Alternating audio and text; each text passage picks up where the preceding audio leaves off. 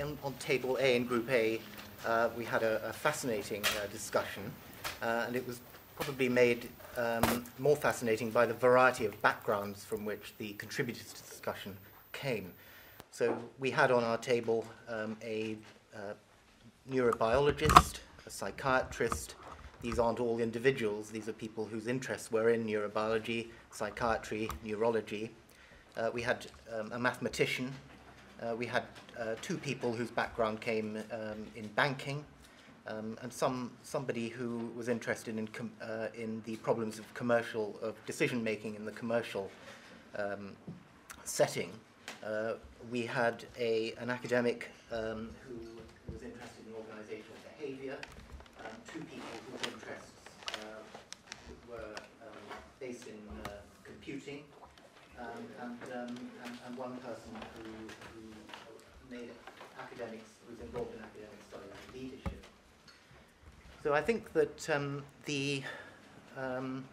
we agreed that the problem of the origin of the hubris syndrome is a complex one. It's not a simple problem with a simple answer. It's not a problem of physics. It's a problem that spans many, many levels of analysis. To that extent, it is very similar to the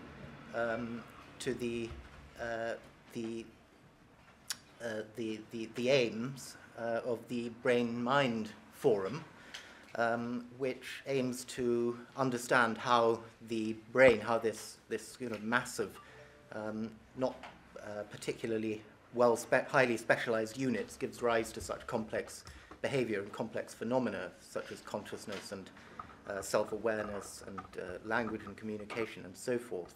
So to understand hubris is similarly a very complex problem. It spans many levels of analysis. And I would say that our discussion could be summarized by saying that we discussed the problem at a number of these levels, and we began to think about what a scientific program or a scientific project aiming to understand hubris in more detail would be like. So I think the themes that we identified, and I'll begin with the biological, because not because it's the most important.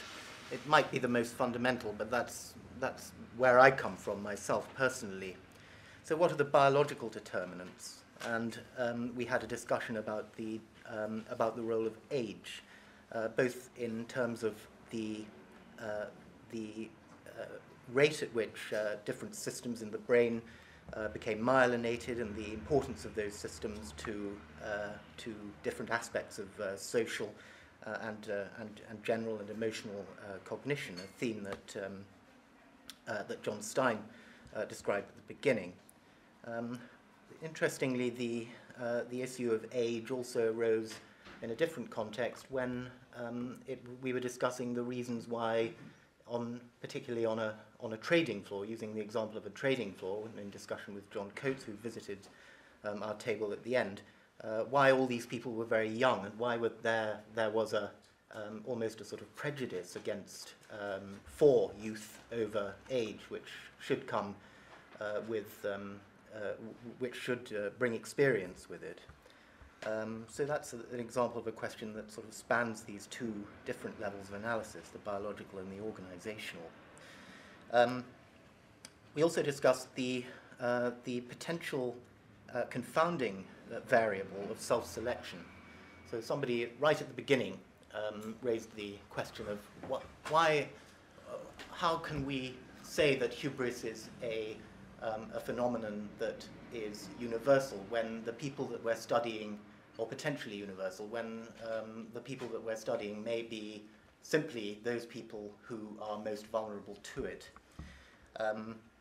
Now, this is a very important methodological point. In order to understand a phenomenon, you have to be certain that at a biological level, you have to be certain that it's a biological and not just a biological phenomenon, not simply a sort of trick of statistics.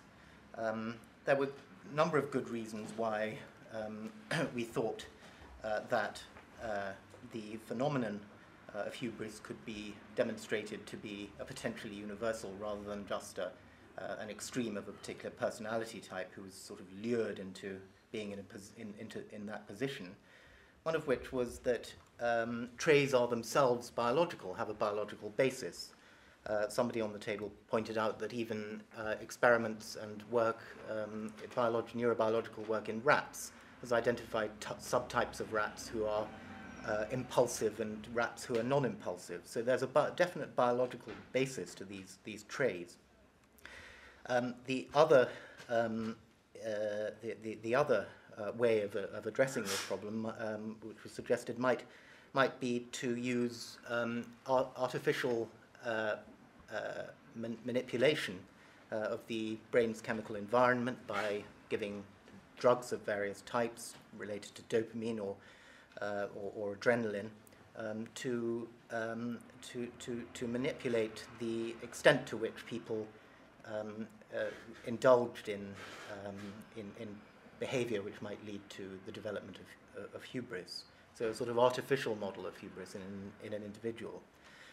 And John Coates pointed out that, in his opinion, the kinds of hubristic or extremes of behavior that were exhibited by people during the dot-com bubble who worked in the financial sector on Wall Street were not restricted to those people. So it wasn't just that these people had got themselves into that position because they were the right sort of person to do so and behaved in this way. These kinds of behaviors were universal amongst members of the public who were themselves speculating in this kind of artificial, temporary, commercial environment. So we also talked about the influence of the environment on the generation of and modulation of hubris. We shouldn't really have been talking about modulation, as one of the other tables will be picking up on that theme, but we did stray into it. We talked about the factors which might make people immune to hubris. We identified gender and other types of environments as being as having those roles. Obviously, these would be not non-biological. This would be in the social and organizational and cultural fields. We talked about whether organizational structures would make hubris more or less likely. One of the table members talked about the role of non-executive directors on company boards. David Owen gave us a fascinating insight into perhaps even the historical origins of cabinet government as being something which was conceived in the early 20th century as potentially possibly a safeguard against somebody rising to or achieving excessive power, and that in some cases this worked, or influence rather than power, and in some cases this worked and in other cases it didn't. He also talked about the influence of individual members of a cabinet, giving the example of William Whitelaw on Margaret Thatcher, suggesting that with the removal of Lord Whitelaw from the cabinet, this might have been for want of a better word, a hubristogenic influence on the change which then emerged in Lady Thatcher's style. So moving on to the social context, we talked about the question of whether hubris exists when there is a management structure, a formal structure of management, a formal management structure, rather than a situation which Dr. Coates so clearly articulated of individuals competing against themselves and one another. So is a solitary practitioner much more likely to exhibit these dangerous extremes of behavior than somebody who works within a structured management group? Could we get insights into this by studying other types of communities?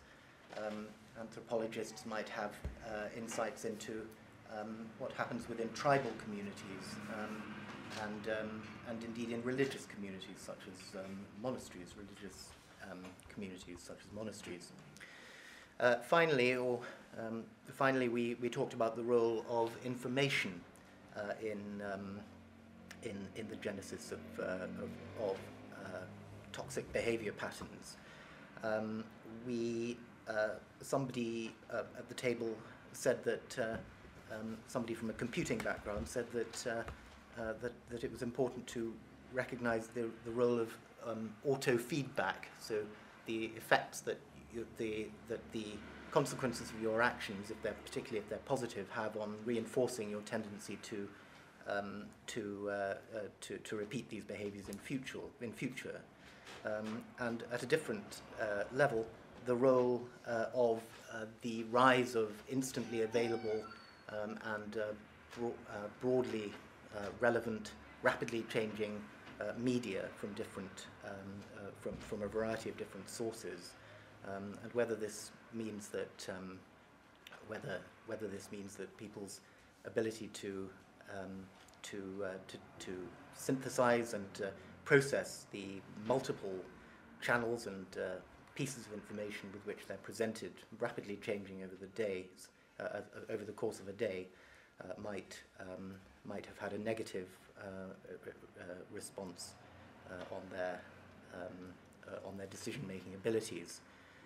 We also discussed the interaction of this factor with the biological factors that Dr. Coates has identified in his work on trading floors. So we ended up by saying, what should a scientific project on the origin of hubris look like? And I think if we'd been able to go on for another half an hour or an hour, we might have identified what the broad headings were, but in more detail. But I think we were all agreed that this is going to be an interdisciplinary endeavour, and one in which the levels at which the system within which hubris develops works need to be understood, need to be bridged onto one another. A biological level needs to have an explanation for the explanations at the highest organizational levels. So that's what I mean by interdisciplinary, perhaps rather than multidisciplinary. Those who contribute towards the understanding of a complex system must have at least a basic understanding of the language that people at other levels are using. So we don't have a project or a program yet, but maybe at some future research cafe this could be a topic for a similar roundtable discussion.